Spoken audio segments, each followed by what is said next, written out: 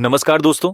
आज मैं आपके लिए एक बेहद जरूरी खबर लेकर आया हूं। आज की इस वीडियो उन सभी के लिए जरूरी है जो भी 60 साल से ऊपर के बुजुर्ग यानी सीनियर सिटीजन हैं, या कोई विधवा महिला या कोई दिव्यांग। तो ऐसे नागरिकों के लिए देश में विशेष पेंशन योजना चलाई जाती है, जिसके तहत हर महीने उन्हें एक विशेष राशि दी जाती है। और सबसे बड़ी बात यह है कि अब इसमें बड़ा बदलाव किया गया है, जिससे लाखों लोगों को बड़ा फायदा यहां पर मिलेगा। दोस्तों, हमारे देश में लगभग हर राज्य सरकार वृद्धा पेंशन योजना, विधवा पेंशन योजना और दिव्यांग पेंशन योजना चलाती है। इन योजनाओं का उद्देश्य यही होता है कि ऐसे लोगों को जो कमाने की स्थिति में नहीं हैं, उन्हें सरकार हर महीने आर्थिक मदद दे, ताकि उन्हें बुढ़ापे में, विधवा अवस्था में या दिव्यांग होने पर किसी और पर निर्भर ना रहना पड़े।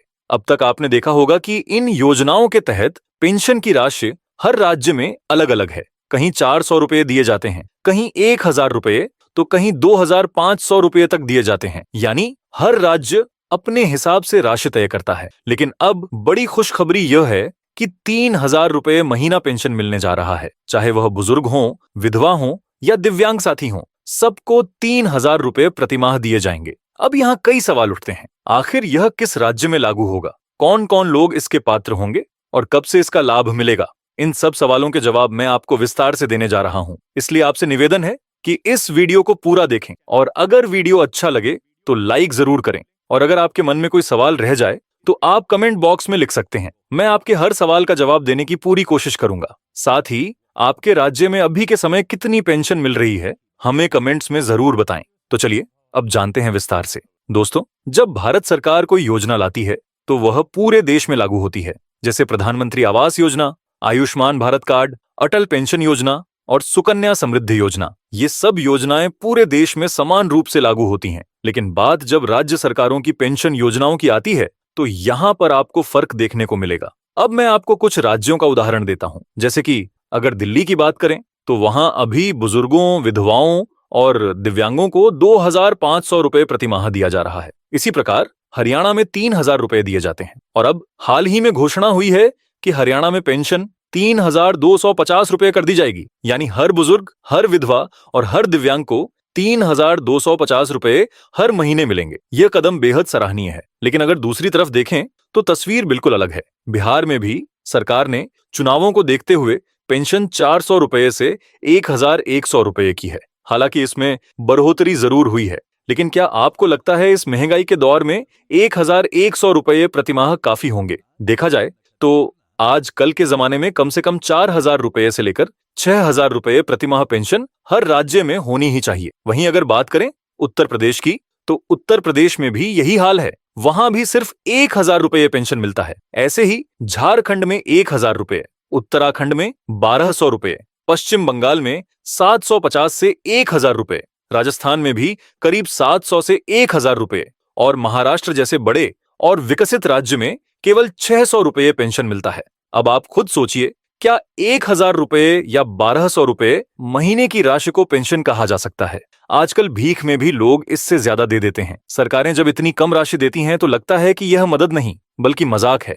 जबकि सच्चाई यह है कि हर इंसान अपनी पूरी जिंदगी मेहनत करता है, टैक्स चुकाता है और देश की तरक्की में योगदान देता है। एक व्यक्ति जब तक जवान रहता है तब तक मेहनत करके अपना परिवार पालता है, मजदूरी करता है, रिक्शा चलाता है, छोटे मोटे काम करता है, नौकरी करता है। हर छोटी बड़ी चीज पर वह टैक्स देता है। गाड़ी खरीदी तो टैक्स, कपड़ा खरीदा तो टैक्स, यहां तक कि टूथब्रश और टूथपेस्ट तक पर टैक्स। यानी पूरी जिंदगी इंसान टैक्स देता रहता है। लेकिन जब वही व्यक्ति 60 साल का हो जाता है और कमाने की हालत में नहीं रहता, तो सरकार को उसकी जिम्मेदारी लेनी चाहिए। उसे इतना पेंशन तो मिलना ही चाहिए जिससे उसका बुढ़ापा आराम से गुजर सके। हरियाणा सरकार का 3000 रुपये वाला फैसला इसलिए भी अच्छा है क्योंकि इससे कम से कम 100 रुपये रोज किसी बुजुर्ग, विधवा या दिव्यांग का खर्च निकल जाएगा। वह अपनी दवा ले सकता है, खाने पीने का सामान ला सकता है और अपने छोटे छोटे खर्च पूरे कर सकता है। लेकिन दूसरी ओर जिन राज्यों में सिर्फ 1000 से 1200 रुपये मिलते हैं, वहां के बुजुर्ग और विधवाएं वास्तव में बहुत परेशान होते हैं। अब दोस्तों, मैं आपको यह भी बताना चाहता हूं कि भारत सरकार की तरफ से भी बहुत सारी योजनाएं चलाई जाती हैं। इनमें से अटल पेंशन योजना एक ऐसी योजना है जिसमें बहुत कम योगदान करके आप 60 साल की उम्र के बाद 1,000 से 5,000 रुपए तक की पेंशन पा सकते हैं। ऐसे ही श्रम योगी मानधन योजना भी मजदूर वर्ग के लोगों के लिए है, जिसमें वे अपना नाम दर्ज कराकर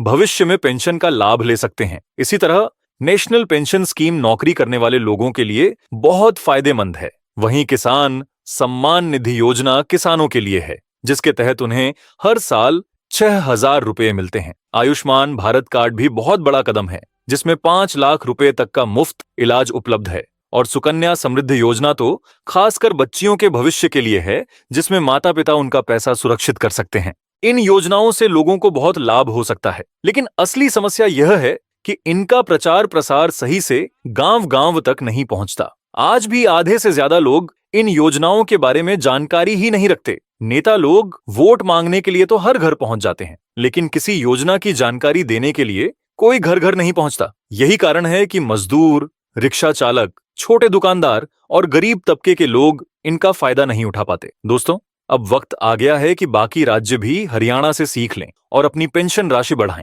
क्योंकि बुजुर्ग, विधवा और दिव्यांग समाज का वह वर्ग है जिनकी मदद करना सरकार की सबसे पहली जिम्मेदारी है। इन लोगों ने अपनी पूरी जिंदगी देश के लिए मेहनत की है और अब सरकार का फर्ज है कि उन्हें बुढ़ापे में सम्मान के साथ जीने का मौका दे। अगर आप चाहते हैं कि मैं किसी खास योजना पर पूरा अलग वीडियो बनाऊं, तो आप नीचे कमेंट में जरूर लिखें, चाहे वह बैंकिंग से जुड़ा हो, इंश्योरेंस से, पोस्ट ऑफिस से या फिर किसी और सरकारी योजना से। मैं आपके लिए उसकी जानकारी लेकर वीडियो बनाऊंगा। चैनल को सब्सक्राइब करना और बेल आइकन दबाना मत भूलिए, ताकि ऐसे ही जरूरी अपडेट आपको समय समय पर मिलते रहें। मिलते हैं अगले वीडियो में आपके ही मुद्दे और आपके ही टॉपिक पर।